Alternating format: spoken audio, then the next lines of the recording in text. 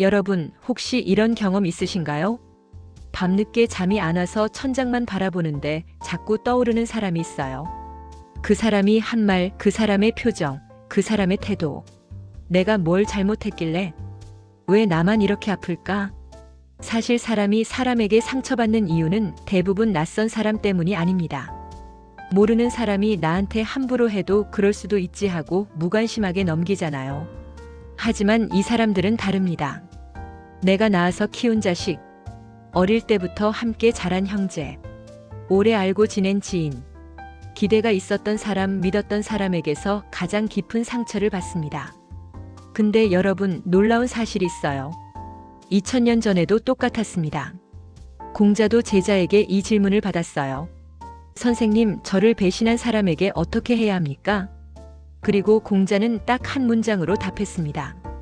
덕으로 원망을 갚아라. 이 한 문장이 2000년이 지난 지금도 수많은 사람들의 마음을 치유하고 있습니다. 오늘 이 영상 끝까지 보시면 여러분도 분명히 마음이 편해질 거예요. 공자의 지혜로 함께 상처를 치유해 봅시다. 1. 당신의 아픔 저도 압니다. 먼저 여러분의 마음을 이해하고 싶어요. 자식에게 상처받은 분들. 내가 얼마나 고생해서 키웠는데, 밤새워 아플 때 간호했는데, 내가 뭘 포기했는지 알기나 할까? 이 말이 목까지 올라오지만 삼키셨죠. 부모니까요.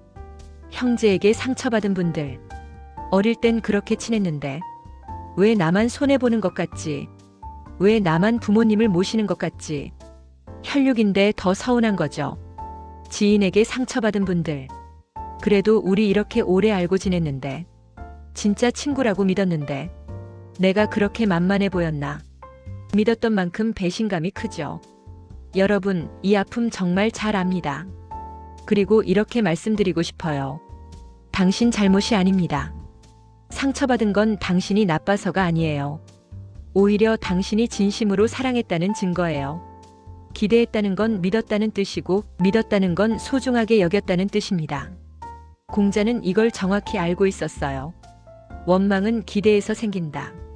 기대가 없으면 실망도 없고, 실망이 없으면 원망도 없어요. 그런데 여기서 중요한 포인트. 공자는 기대하지 말라고 하지 않았어요. 대신 이렇게 말했습니다. 기대의 방향을 바꾸라.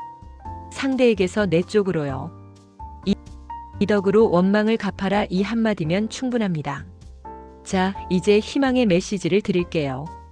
덕으로 원망을 갚아라. 이 말 들으면 보통 이렇게 생각하죠? 그냥 참으라는 거 아냐? 바보처럼 당하고만 살라는 거야? 아닙니다. 완전히 다릅니다. 공자가 말한 덕의 진짜 의미는 이거예요. 나 자신을 지키는 힘. 상대가 나를 무시해도 나는 나를 존중한다. 상대가 나한테 화를 내도 나는 내 평정심을 지킨다. 상대가 나를 배신해도 나는 내 품격을 잃지 않는다. 이게 덕입니다. 공자는 이렇게도 말했어요. 군자는 사람에게 휘둘리지 않는다. 생각해보세요. 누군가 나한테 욕을 했어요. 그래서 나도 욕을 했어요. 누군가 나를 무시했어요. 그래서 나도 무시했어요. 그럼 뭐가 달라지나요? 아무것도 안 달라져요. 오히려 내가 더 불편해져요. 밤에 잠 못 자고 아침에 후회하고 내가 왜 저랬을까? 자책하게 됩니다. 하지만 덕으로 대응하면 상대는 변하지 않을 수 있어요. 하지만 나는 변합니다. 더 단단해지고 더 성숙해지고 더 평화로워집니다. 그리고 신기한 일이 일어나요. 상처가 점점 작아집니다. 왜냐하면 내가 상대의 영향권 밖으로 나왔기 때문이에요. 공자는 이미 2000년 전에 이 비밀을 알고 있었습니다. 상대를 바꾸려 하지 말고 내 중심을 지켜라. 이게 진짜 해방입니다. 자식에게 상처받은 당신에게 공자가 주는 해답. 자, 이제 구체적으로 들어가 볼게요. 자식에게 상처받은 부모님들 정말 많으시죠? 내가 너 키우려고 얼마나 고생했는데. 이 말하고 싶지만 참으셨죠? 부모니까. 공자는 부모에게 이런 희망의 메시지를 줍니다. 자식은 가르칠 수는 있으나 기대의 대상이 되어서는 안 된다. 처음엔 아픈 말처럼 들려요. 하지만 이게 자유예요. 생각해보세요. 우리 애가 잘 되면 내가 잘 키운 거고 못 되면 내가 못 키운 거야. 이렇게 생각하면 평생 불행합니다. 자식이 잘 되면 자식 덕분이고 못 되면 내 탓인 거예요? 이게 말이 되나요? 공자는 이렇게 말합니다. 부모의 역할은 자식을 독립시키는 것이다. 자식은 부모의 소유물이 아니에요. 부모의 인생을 증명해주는 존재도 아니에요. 자식은 자식의 인생을 살 권리가 있습니다. 그럼 우리는 뭘 해야 할까요? 덕으로 갚는다는 건 서운함을 들이대지 않는 것, 희생을 들먹이지 않는 것, 부모로서의 품위를 지키는 것. 나는 내 역할을 다했다. 이제는 자식의 몫이다. 이렇게 생각하는 순간 마음이 정말 편해집니다. 자식에게 인정받으려고 애쓸 필요 없어요. 나는 이미 충분히 훌륭한 부모였어요. 형제에게 상처받은 당신에게 공자가 주는 해답. 두 번째, 형제 이야기입니다. 형제에게 상처받은 분들 정말 많으시죠? 어릴 땐 그렇게 친했는데 왜 나만 부모님을 모시는 것 같지? 공자는 형제에게 이런 희망의 메시지를 줍니다. 가까울수록 예를 잃지 말라. 이 말의 진짜 의미는 이거예요. 가족이라고 해서 무례해도 되는 건 아니다. 우리는 착각을 해요. 형제니까 편하게 대해도 되지. 가족이니까 좀 함부로 해도 괜찮지. 아닙니다. 가까울수록 더 조심해야 합니다. 형제에게 받은 상처가 친구에게 받은 상처보다 더 오래가는 이유가 뭘까요? 피를 나눴기 때문이에요. 그럼 어떻게 해야 할까요?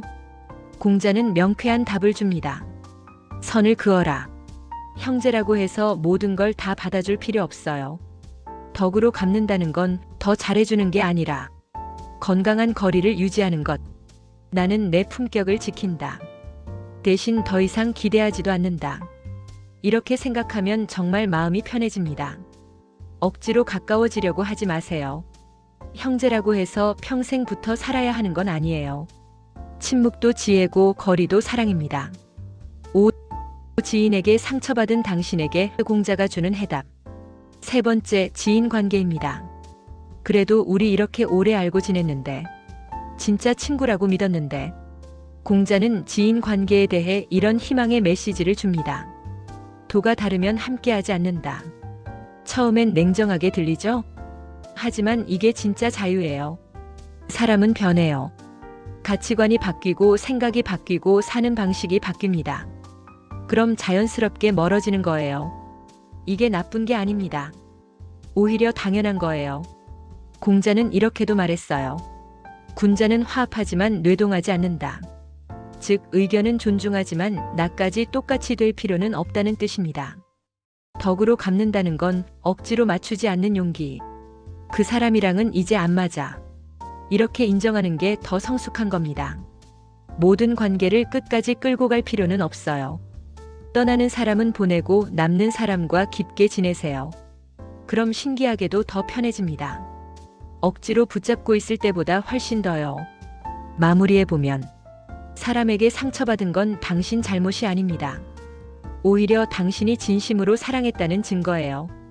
공자는 2000년 전에 이미 답을 알고 있었습니다. 덕으로 원망을 갚아라. 이 말의 진짜 의미는 상대를 바꾸려 하지 말고 내 중심을 지켜라. 상대 수준으로 내려가지 말고 내 품격을 유지해라. 자식이 섭섭하게 했다면 나는 내 역할을 다했다. 이제는 자식의 몫이다. 형제가 서운하게 했다면 나는 내 품격을 지킨다.